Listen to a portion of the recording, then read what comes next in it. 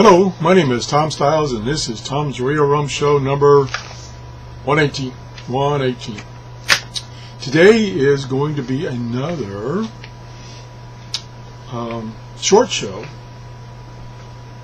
a QSO, I'm calling them, because they're short shows. QSO is a short conversation on ham radio. And today, the reason I'm doing one today is tomorrow is going to be what's known in the amateur radio field as Field Day. And it actually starts, I think, about midnight tonight, and it goes to sometime Sunday. So it's maybe a little over a day. And what it's for is for amateur radio operators to practice communications during emergencies. And they do this once a year in June. And what they do is they go out in a field someplace, a park, and they set up a remote station or stations and communicate. And it's simulating an emergency condition, and so they're practicing for what happens during an emergency. So tomorrow that happens. And what's interesting to everyone, not just people that are into amateur radio. There's a message for you. Oh, it started raining, so my rain collector is telling me it's raining. Okay, I know. There we go. Thank you. Okay.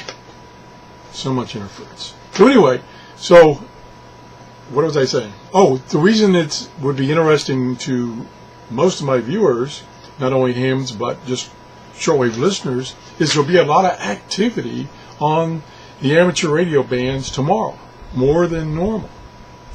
And it'll give you a chance to check out your radio, see what kind of distance you're getting as far as reception, and we get a lot of fun.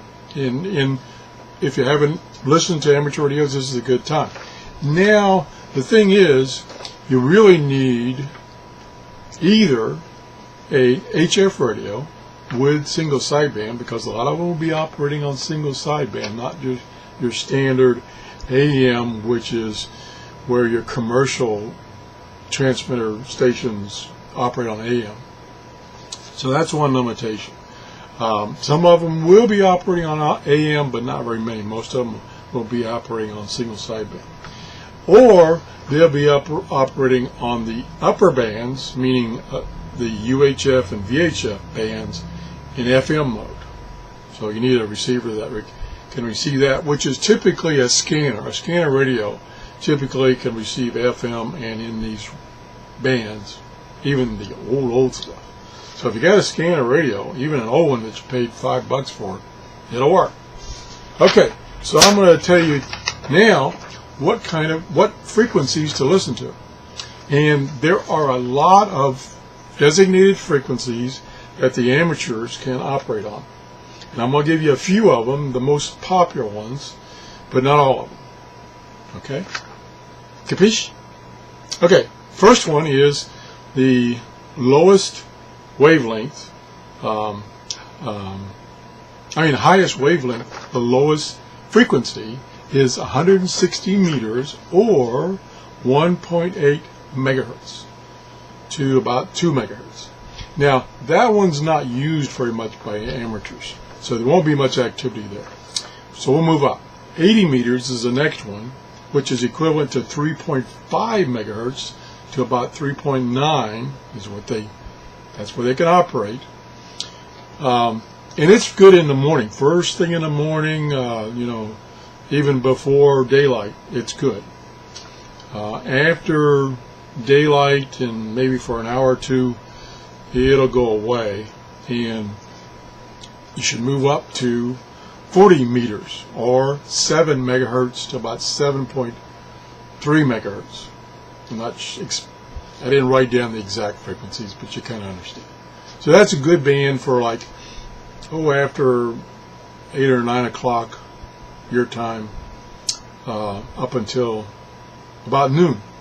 Then you want to switch again to 20 meters, which is 14 megahertz, which is good for afternoons. 14, it's about 14.3 is good for the afternoons. Then, also in the afternoons, you can try listening to 15 meters, which is 21 megahertz. Now you get a little high there, so you might not get as much activity at that frequency. The best ones are 80 meters or 3.5 in the morning, 70 megahertz in the late morning, 14 megahertz in the afternoon. 15 is going to pushing it at 21 megahertz. And then there's 10 megahertz, which is, 10 meters, which is 28 megahertz, which is, unless conditions are just right, meaning atmosphere is just right for bouncing signals off the ionosphere, you're not going to get much there. So probably won't be too much activity there. Now, where it will jump up, the activity will jump up, is 2 meters, which is 144 megahertz to about 147 megahertz, which you can get on most scanners, old, new, most scanners. And they'll be operating in the FM band. Now, the propagation of that band, since it's such a high frequency, is not going to be very far. So it's going to probably will be under 50 miles. And if it's a direct communication, though it's not going through a repeater to boost the signal, it will be like There's a message for you. under 10 miles. So it'll give you an indication of what kind of hams are, in your local area within 50 miles of your location. And then above that, which again, the distance it can travel is lower, is 70 centimeters, which is 420 megahertz and higher. So that one you probably can only get a station that's maybe 5 miles or less, unless conditions are just right. So anyway, that's the bands you can listen to, and you can, if you're just a shortwave listener, that's great to kind of get some idea how your radio is working. They give out their what's called their call sign, just like a radio station has a call letters. They give out their call sign, and you can write that down, and then you can go on the internet and search for it, and it will tell you, most likely, it will tell you where they're located. So you can say, okay, I received KE4GSK, and he's in Florida, and I'm in Ohio, and that's, kind of the range I got. So that's cool. So just something, try out your radio, see how it's working. Something to try. So that's my quickie today, my QSO number 2, short chat, QSO number 2.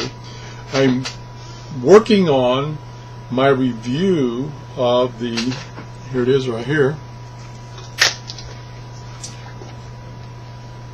Grundig S350DL, and I hope I can get it finished today, part 1 of 2 finished today, and posted tomorrow, so it'll meet my Saturday weekly showtime of tomorrow, Saturday.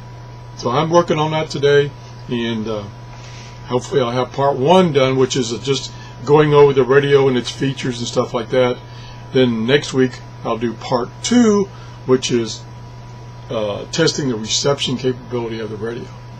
So that's the show for today. If you enjoy my shows, please give me a thumbs up. That gives me an indication that I'm doing something right for a change. And if you have any comments, if you have any corrections, please leave me a comment. I make a lot of mistakes, so I don't mind corrections. It helps my viewers. And one of the things that I think I'm going to do for these short shows is, because most people, once they view a video, they don't go back to it, so they don't read the comments, so they don't see any of the corrections or anything.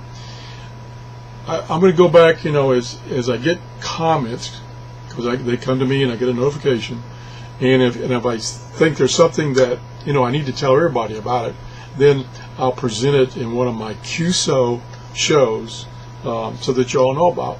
a comment or a correction. So, hope that's cool. Thanks for watching. Bye-bye.